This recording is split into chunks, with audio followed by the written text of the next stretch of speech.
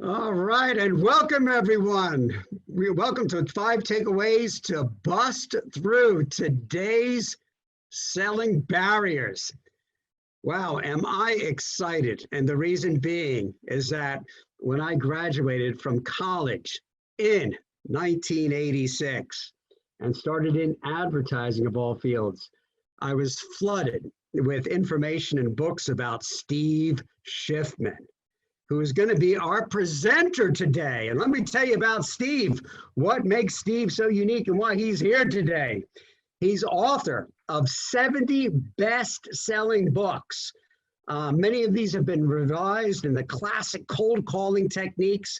He's worked in more than 43 countries, trained over 9,000 professionals. This man is a legend. He's been a guest on national radio and television, Jim Bohannon Show, CBNC. He's been on Smart Money. I mean, the list just goes on. He's worked with more than 212 Fortune 500 companies, and of course, many small and medium-sized companies in every industry that you can imagine. Steve, if it wasn't for you, I wouldn't be where I am. I know, Paul, that's the problem. I know. That is the problem. We're both together and we're still here all these years later. Yes, we are. We saw. So thank you. Okay, thank you for joining. We're going to be learning. We want to hear from you because the depth and breadth of what you bring to the table. You've been through so many ups and downs and you've witnessed it. People are going to get some incredible takeaways. So let us begin and let's start. Let's start with that number one. Tell us about what is the mindset and what that means moving forward. You know, one of the things that I see with salespeople, and that's what we're talking about, is you hit a rut. And I'm going to explain what I mean by that. I don't even like the word rut, or I use it every once. What happens is in your career, if you've been selling for 5, 10, 15, 20 years, all of a sudden it hits you that maybe you're not going to get the promotion you want. You're not going to make the $1.5 million. And so you sit there and you say to yourself, what do I do? The answer to that question is you have to reinvent yourself. But people don't know what that means. So they end up either mentally checking out, physically stopping, literally they could quit, or just kind of coasting along. And the end result is they're the same as they were 5 years ago and 10 years ago, and then they retire, and that's what it is. Yes. The suggestion here is knowing how to reinvent yourself, to change. Now, I don't mean wearing a funny little hat. That's not what I'm talking about. But what I am talking about is, when was the last time that a salesperson, I'm talking to the group, really looked at yourself and said, you know, maybe I should do things differently. Maybe I should find a different way. Maybe I should ask different types of questions. And then it raises the issue, which I think is a big issue and we should really talk about for a minute, is how do you, who is selling a commodity, because everybody is, there's a billion guys like you and me, everybody's a commodity, it's price driven. How do we separate ourselves out from everyone else?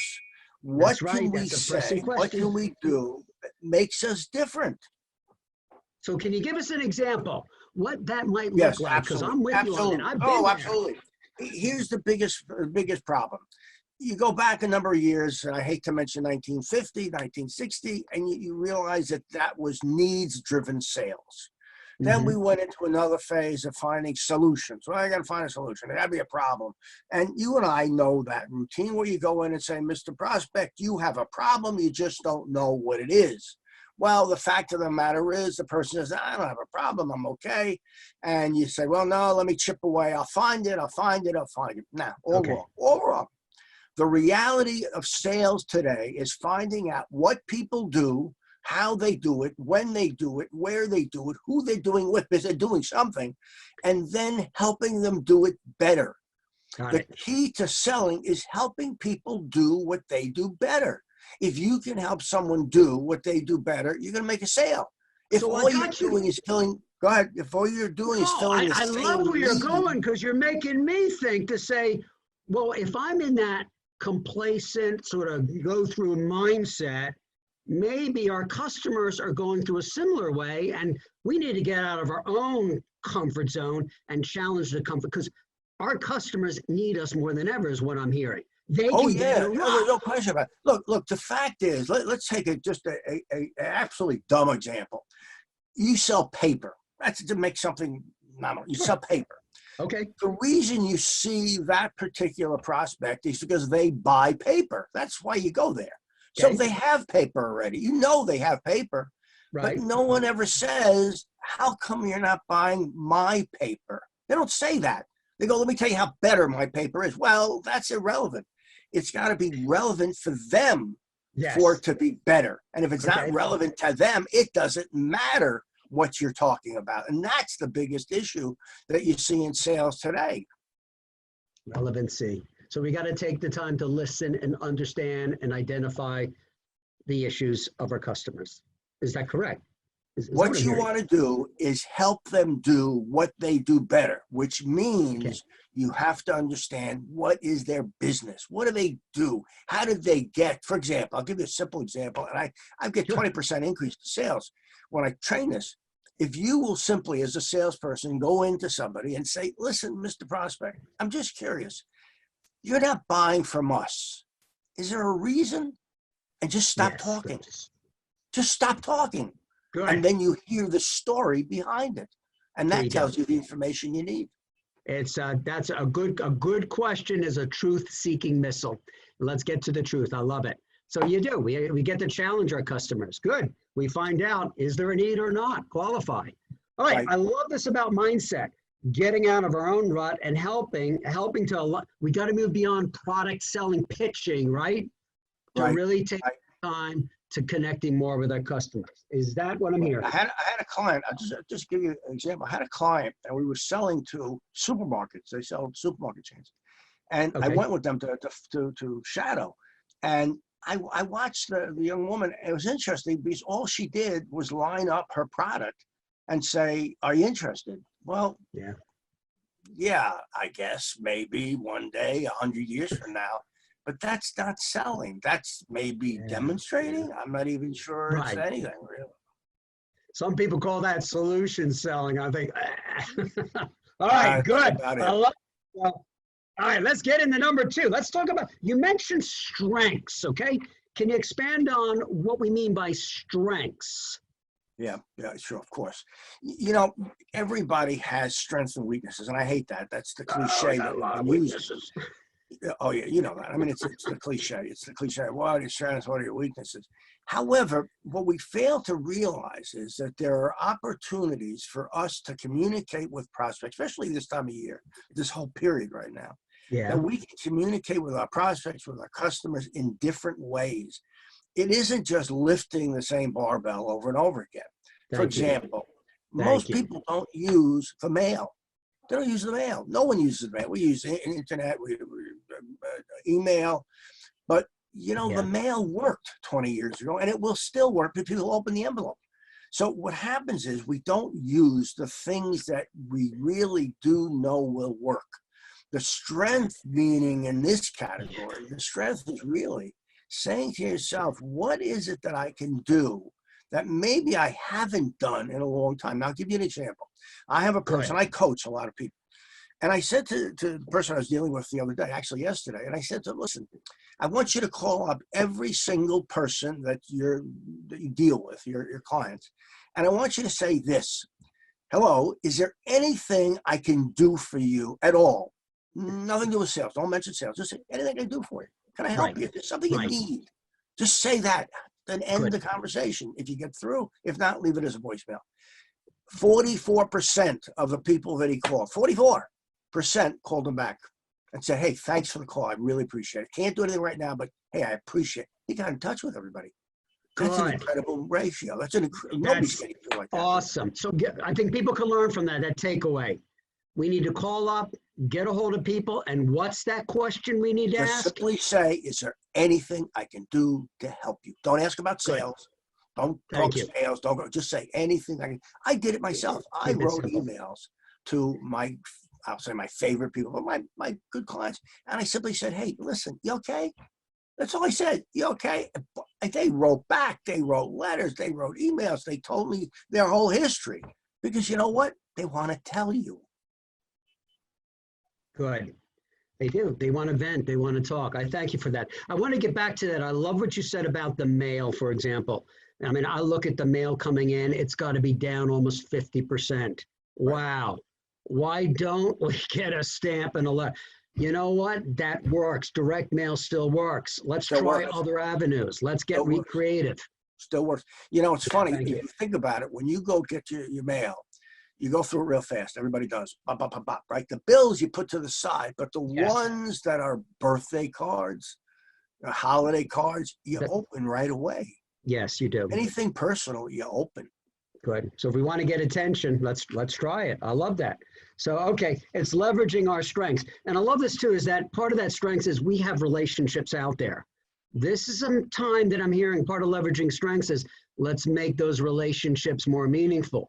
And I love your approach. Is there anything that I can do? It's putting the sales part aside, but connecting with people at a more deeper, meaningful level. Beautiful. Yes. Strengths. Strengths. I'll tell you just a quick story. This is years ago. You know, I've been doing this so long, but years ago, I had a sales manager, and he was selling products, and I was dealing with this particular customer, and he said a particular company, and he said to me, "Let's hug," and I, what? Now, of course, today you can't do it. He said, "Let's hug," and I did, and I got to tell you, it firmed up the relationship. Now, I'm not saying do that, but I'm saying it's very funny what people will do and how they make things personal. Because after all, isn't sales personal? Yeah. You're doing something very personal. And the other thing, which I just want to mention here, don't be confused who the buyer is. The fact that you're dealing with one person, you're forgetting that there are usually 12 others that circulate around that particular buyer. I call it the power of 12. That actually will help make that decision. It's not just one person. Rarely does one person say, "I'll buy it." Yeah. You know, and I'm glad you said that. I was interviewing Jim Blassingame of the Small Business Show yesterday. And like you, he has a depth and breadth of experience. And he said, let's not forget, eventually we got to get back to face-to-face selling and shaking the hand. So I hear it about the hug, shaking the hand. There's going to be a day we're going to return to that. The sooner the better. Yes. Yeah. So leveraging strength. Thank you for that. Let's go on. Let's talk about the next area to bust through the selling barriers. You mentioned gaining traction. We're all anxious to hear that because being in that rut, being in this paralysis, not sure what to do, we need to get out of this rut, this hole. How would you like to expand on this? Yeah. Okay. What's going to happen, and you and I both know this, is as time progresses, and it's terrible. Look, let's be realistic. This is not a happy time for most people in the country. I'm sure everybody has realized that they've lost somebody they know or related to. I mean, it's a whole situation. So let's be realistic about this. Okay.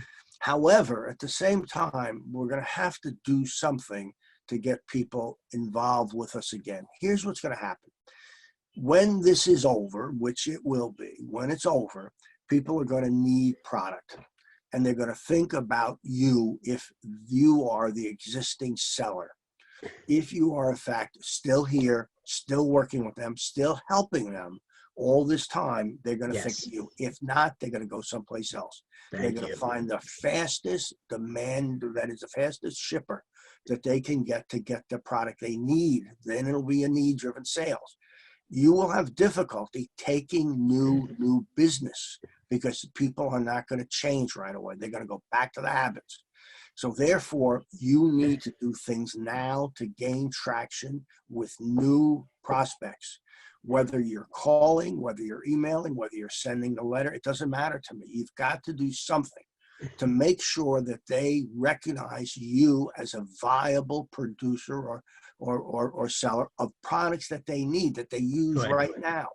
There'll be a time when they will shift over to new suppliers.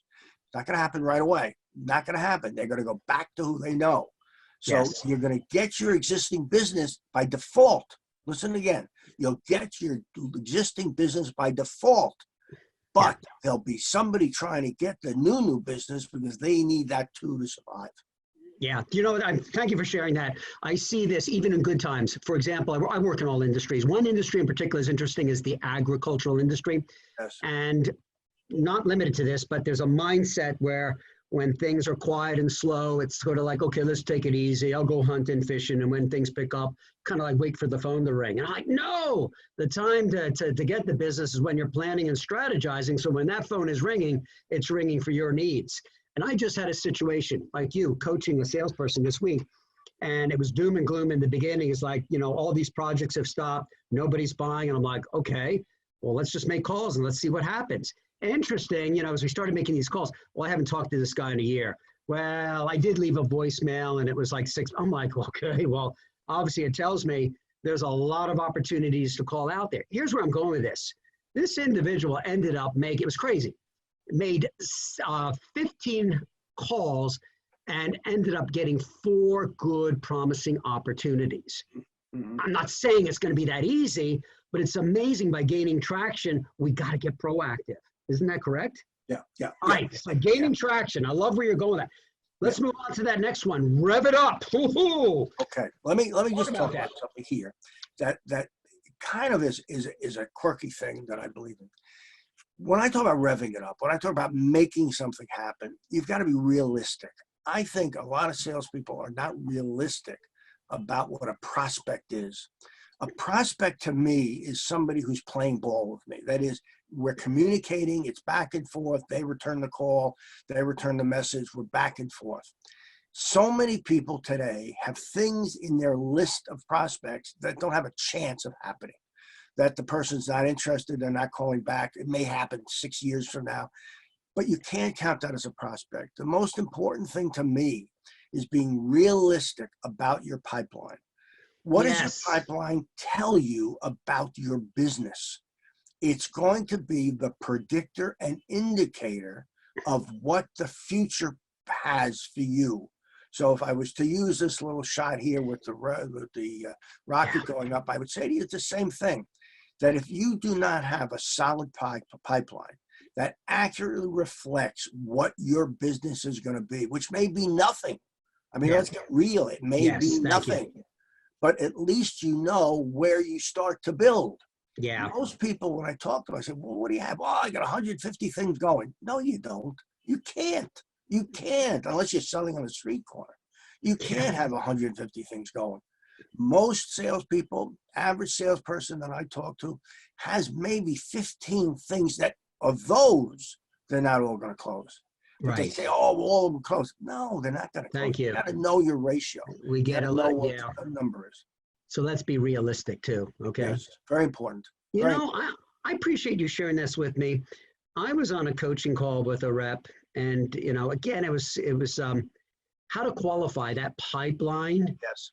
And you have certain customers out there saying, I don't know what I'm going to do. It's so bad out there. I'm just going to wait and see. And others are thinking more proactive. And I said, we got to qualify. And I said, here's what you want you to do. Your question is as follows. We're going to get out of this mess. So let me ask you, what are your plans moving forward?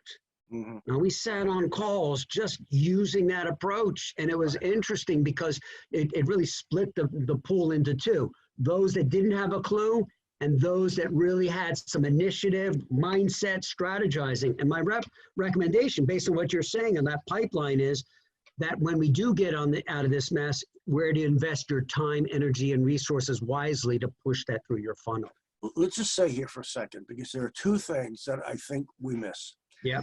In sales, there are two significant pieces. Number one are the steps. And I don't care what you want to call them. There are steps in the process. Take us through them. This is important. Okay. Well, the way I look at it, very simple. The objective of the first step is to get to the second step. That's all it is. Okay. Objective of the second step is to get to the third step. Give us an example. Sure. A simple example. I meet with somebody. We have a great conversation. Wonderful. Wow, God, what a great guy. Oh, wonderful guy. Exactly. Right? Oh, man. And then I say, and here's the end. I say, you know what, Bill, Paul, Joan, why don't we get together next week and discuss it. Okay. And they go, call me in 6 years. That is nothing. That's nothing. Nothing. Yeah, But I right. have reps that actually put that down as a 50-50 chance of closing. I had somebody when I was in my other business who called me up and he said to me, real estate broker, and he said, listen, he said, do you need real estate right now? We had just signed a 10-year lease. True story. We signed a 10-year lease. So I said, listen, honestly, true story. I said, honestly, I just signed, which I did. I just signed a 10-year lease. He said, oh, okay. Do you mind if I call you then? 10 years? I said, yeah, if I'm alive and you're alive, call me. I don't care at that point. But the point is, there are two things. One is you've got to get to the next step, which is the next appointment or the next meeting or the next, what I call recommendation. I don't even call it proposal anymore. You've got to get to the next step. But the second thing is time. There is, the longer a sale takes out of its normal sales cycle, the less likely it is to happen. Listen to it again. The longer a sale takes out of its normal, whatever that is, sales cycle, the less likely it is to happen. That's very true. So if you're sitting there waiting for somebody, 16 years later, it's gone. It was gone 15 years ago. It would be like my sales cycle. I find it's going to be 5 to 6 months. If it goes 8 or 9 months, it goes way down the opportunity. That's right. And it does with everybody. It's not that everybody has a definitive sales cycle, but most people don't understand it. They go in. For example, the simplest thing is to understand when the person's going to run out of product. But that could be your sales cycle. But if you don't ask that question and you don't know, I remember I had somebody that I was working with, and he said to me, well, they're running out of their product in 3 weeks. I said, good. Did you get an order? He said, well, I didn't ask. Right. There you go. You knew they were going to run out. Steve, I appreciate this. You know, obviously we've all seen the movie or heard of it, Glengarry Glen Ross. And you remember the old selling techniques, always be closing, ABC. I used to gag and cringe at that concept. I was taught that in the 80s. But you know what? I embrace it now because each and every step, what I'm hearing is we should be close on that step. Next step. Oh. Close on that step. Just get to the next meeting. It's all you do. And there's a way to do it, which is very unthreatening. Good. Hey, Steve, we got a question, okay? That comes in because it really ties in with what you're bringing up now. And that is, how do I motivate my sales team to really keep their pipeline accurate and make them believe they can actually use it as a very useful tool?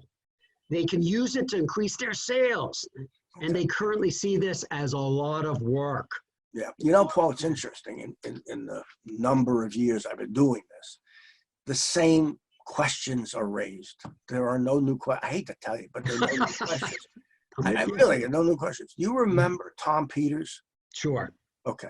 Sure. I don't think most of our audience will remember him. Mention who he is just so they know. Tom Peters was a consultant who wrote a very successful book and with somebody else. And he went to major companies and he investigated what made them successful, HP, etc. Yes. But the point is, he talked about managing by walking around.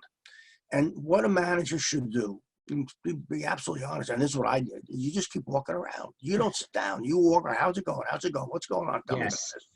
And you're involved, and that motivates. You see, if you're not involved, if you don't really know what they have, then you can't correct it. You can't help. But if you start to listen, I had in my office, I had on every salesperson's desk 2 phones. One was the phone they were using, obviously, but the other was a handheld piece that I could listen to the call. So I knew and I could direct and I could coach what they were saying.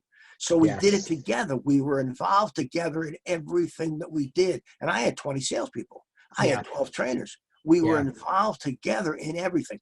That's the only way you get to do it. You can't go whip them. That's not going to happen. Thank you. You're gonna threaten them. That's not being involved. No, thank you for that, because it's part of, we can always enhance our communication. How do we do that virtually? Okay, what are some ways to keep that bonding, that connection if we can't walk around? Suggestions? Well, it's easy. Why don't you just have a call and here's your question. What's your next step on that call?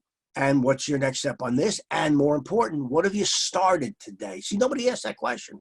I love it. Nobody asked the question, what did you start? Good. What's new? What did you bring in? Start. Just start, not close.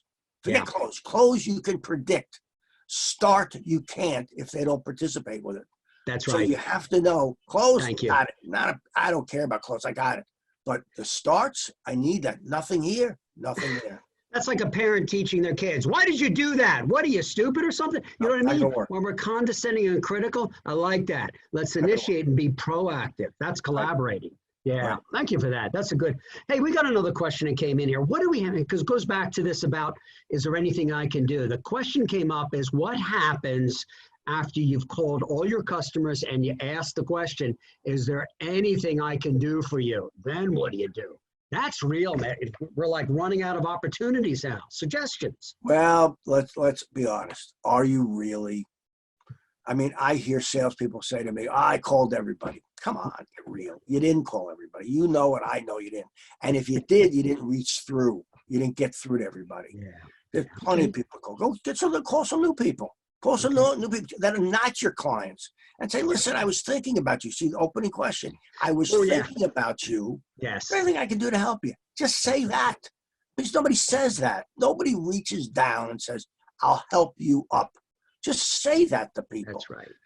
And you know what I'm talking about. I don't need any help. I'm okay. Everything's good. And the reality is deep down, at least 50% of people feel vulnerable, insecure, and just in fear.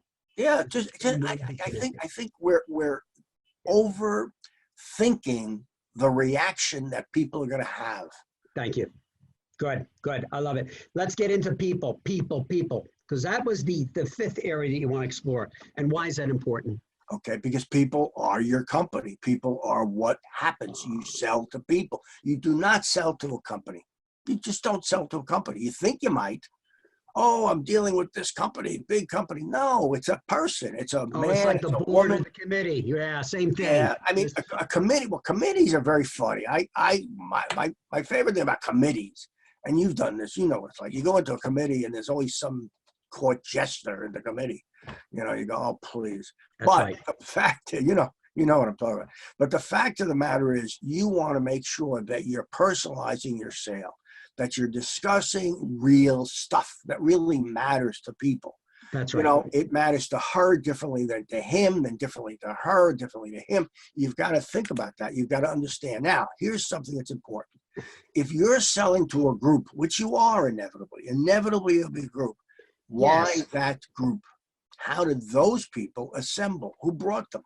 What's their role? Most people don't ask that question. They go into a group and they go, oh, there's 12 people here. I'll do the same presentation. No, you've got to know the individuals. It's just like you and I, when we train, you know the people you're training. You know how she feels or he feels, what's going on in the audience. Yeah. They Steve, when you mentioned this. Using the phone, nonverbal is very important. Here's what happens. Let's take the first guy all the way over the green shirt. Let's say we say to him, Bill, I want you to do this for me. But then we go, you don't have to. See, we do that non-verbally. We actually communicate non-verbally. 65% of the way we communicate is non-verbal. Yeah. So what we're doing is, we're not saying to Bill, do it. We're saying to Bill, if you get to it, do it, but don't really have to do it. You, to the woman, you got to do it. See, so we're not even giving clear messages many times. So how can we, go ahead. So how can I think what you're saying is too, and I love this, is that when we talk about the people, it really is about, people, companies don't make decisions, people do. And I even like to take it further. I like to identify that one or two players in that group who's an influencer, who's a champion, who's really passionate. How do I leverage to gain further insight into the organizational and political dynamics? It's like you said, if I'm going to go and give a presentation to the quote unquote board or committee, I'm doing a lot of homework, reaching out to people individually before I even get in front of the people. Because however, can I give you a caution? Say that? Can I give you a caution? Oh, please. Yes. I want to give you a caution. Please. I get this all the time from salespeople now. Never got it before, but now you get it. I'm going to check it out on Google. Yeah. I'm going to go on Google and research the company. Yeah, I'm going to figure out who the decision makers are on Google. Oh. Right. So what happens is people go on Google, 3 hours there, going down rabbit hole someplace. Yes. They finally hit something else down there that has no relation to anything. And they come back up and they think they know. You don't. You cannot assume that Google is going to give you the information. Thank you. I Thank you.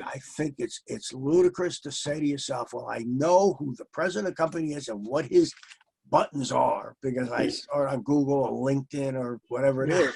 It doesn't work that way. It just doesn't. But it's still planning 101. I still surprised how many salespeople don't do that. So No, I agree with you. No, planning 101, do that. But right.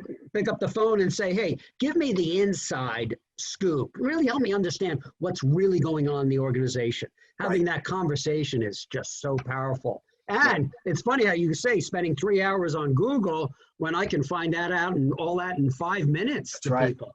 That's okay. Exactly right. Exactly Good. right. You don't need, 3 hours. Come on, give me a break. And I hear it all the time. I hear that all the time. Okay. Well, here's what I'm hearing two things about people because I know we could spend a day on this, but two things for those in a sales leadership capacity. What can we do? This is our internal customers now. So what can we do to inspire, keep them motivated, keep them focused? Because the real world is the things you've introduced, being in ruts. You may get us out of, inspired us for a day or two, but it's easy to sink back into the rut. Yeah. Help us from a sales leadership standpoint. Okay, so first of all, let's accept that money is not the motivator. Okay, all right. Everybody goes, oh, it's money. It isn't money. First of all, and they'll say this. I get this. They'll say to me, look, the person, the woman, the man, they got kids in college and they got to afford that and blah, blah. But they knew about that before you. So it isn't like a surprise to them. It isn't like anything's a surprise. They're going to buy a house. Hey, they knew it. So they thought that through. So you're not going to go in there and say, hey, you want to buy that house? I can pay you more. That's not going to happen. So you're going to be realistic about their lifestyle. Remember we talked about that you hit a certain plateau, a certain point, right, where you're content with where you are, or you drop out. Well, that happens. That happens to all of us. There isn't anybody who's participating today that hasn't had that moment where they go, oh, I think I'll just kind of stop. Because we all go through that. Right. And eventually everybody does. They don't say it, but it's that thinking thought. Right. I agree. So to motivate, now motivation is a very funny thing. You've got to understand the person that you're dealing with. And the problem is the person doesn't always tell you that.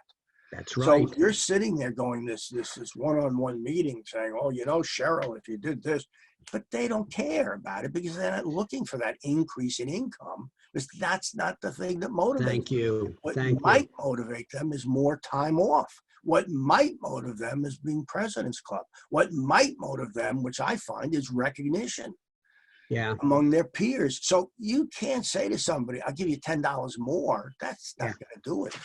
I love this because it's that question you went back to earlier. Though, is there anything I want to reach out to my people? What is it? What is it I can do for you? We got to be asking that question to our internal people. We may not always get the answer, but I want us to be digging because I want to understand what are the motivations where I can collaborate because we're going to get out of this together. And you know what's going to happen? That strength, you talk about the external customer, the relationships will be strong. I want to make those internal relationships strong. Man, this is one. I wish we had. Let me give you something. Get into this stuff even further. A thought. Here, I want to ask you something. It came in. There's another question that came in, and that is, how do I get out? And the question is, how do I get out of doing the same things without getting bored? Which I'm thinking, the reality is, there are some salespeople feeling a little bored and unchallenged, which is blowing me away. Thinking, how can you be bored? But give us some ideas to overcome this because this is real world. Okay. All right. So let me go back to college. So we go way back. All right. I was in college and I'm sitting in a class. To this day, I never forgot it. I'm sitting in a class and upstate New York. And the professor calls me and she points and she says, Matt, what do you think the answer is? I said, Matt, who the hell's Matt? And Matt was my roommate. But she thought I was Matt. So, Matt, what do you think? And I'm sitting there going, Matt, who's Matt? I didn't even, it's my roommate. So I said, she's confusing me with him because we kind of look alike. I don't know. Right. But from that moment, I wore a tie and a shirt and a suit virtually every day in college. The rest of my career. I said, I'm never going to be recognized as Matt ever again. And I wasn't. People don't see that. They don't see that they fall into the same stuff. You go through somebody's closet, you see the same clothes, see the same type of clothes. Change it. Do Thank you. something different. Thank you. The problem I is, appreciate it. the problem is this, and here's the problem. The problem is this right here. Now you can see what this is. A I turtle. think a turtle? Turtle, yes. So why do I have a turtle on my desk? I Yes. have a number of them here. People send them to me. The reason is that a turtle, right here, turtle, Yeah. doesn't get ahead unless it sticks its neck out. Yeah. Thank you. And Oh, most that's wonderful. people don't stick their neck Thank out. you. Oh, that's wonderful. Thank you. I can relate to that. Good. We got one more question that came in, and that is, how do I decide if this is a good time now to get into selling? Well, What's your recommendation? it's a difficult time, but it's not any more difficult than anything else.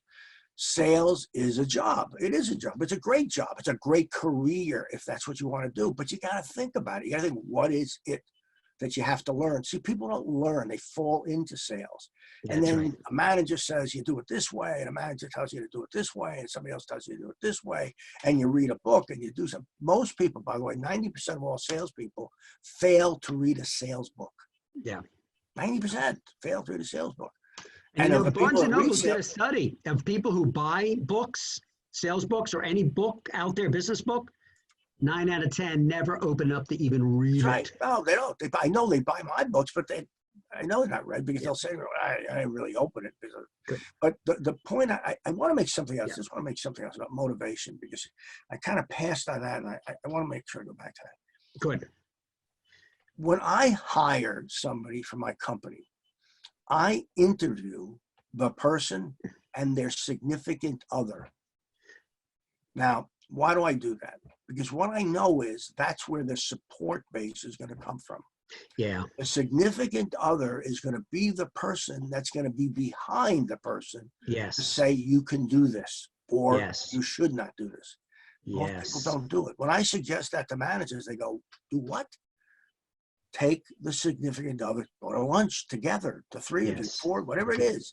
Sit down and talk about what their goals are, because Thank you you. cannot accomplish your goal if your significant other is opposed to it. It won't happen. Oh, I love it. Will not happen. You know, it gets back to whether it's external customers or internal customers.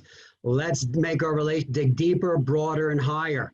Why wouldn't we want to know who the significant others, their values, beliefs, wants, and needs, where they can support, where the challenges are? Hey, we And got go a question. further. And go, rather, Paul, go further.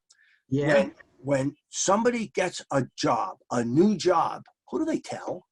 Just think about it. Then you The realize mother, father, Yes. brother, sister, wife, Yes. husband, however significant other. So they're going to go there. That's who they tell. Yeah. And if you're not involved in that, so for example, you asked me about how do you motivate. What we used to do when somebody did a good job, we would send a gift to the house. Yeah. Didn't have to be a big deal, to the house. Now, why to the house? Well, first of all, other person opened it. It Yeah. came, it arrived. The kids, if there were kids, saw the gift. It was on the mantle or was on the table. Yeah. It became something where everybody said that was sent to him or her for recognition.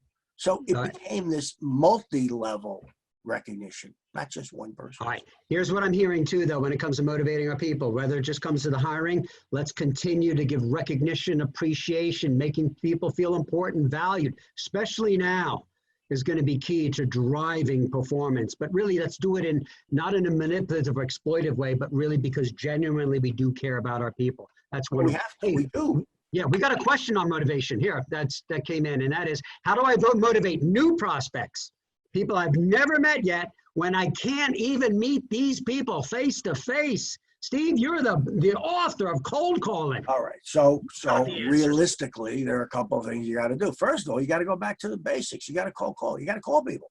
And if you're not going to call, if you simply think, well, sending email is going to do it, it's not. So you're going to have to pick up the phone somewhere in that cycle. You're going to have to pick up the phone somewhere in that cycle. You're going to have a face-to-face meeting. Yeah. If you can't get the face-to-face meeting, the odds are you're not going to get the sale. So lesson one, learn how to make a telephone call. A telephone call is not as significant as people think. In other words, I'll explain what I mean by that. When you call someone up, it's not what you say that matters. It's what they say that matters. How to handle the objection or the response. Yes, If you thank you. do not, and by the way, the response is, well, I could understand that, but no, there's a way to handle it that derails the conversation so that you have a chance to explain what you're talking about. Yeah, If yeah, you don't know how to do it, if you haven't practiced that skill, if you yeah. haven't learned that skill, you know what? You're probably not going to be able to do it.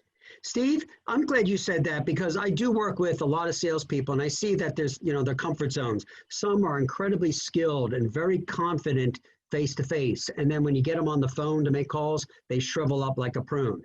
Here's what happened. What we witnessed one company where the salespeople were struggling with those that just were not comfortable using the phone. They had no choice but had to pick up the phone. After doing this for 2 weeks, we had 2 of the individuals come back and say, oh, I can't believe this, how effective making calls are, because they were forced to make 40, 50 dials a day to connect with people. And they were like, I can talk to so many more people that I couldn't face to face. And it really became a revelation. These were seasoned people. It wasn't easy, but it changed their paradigms.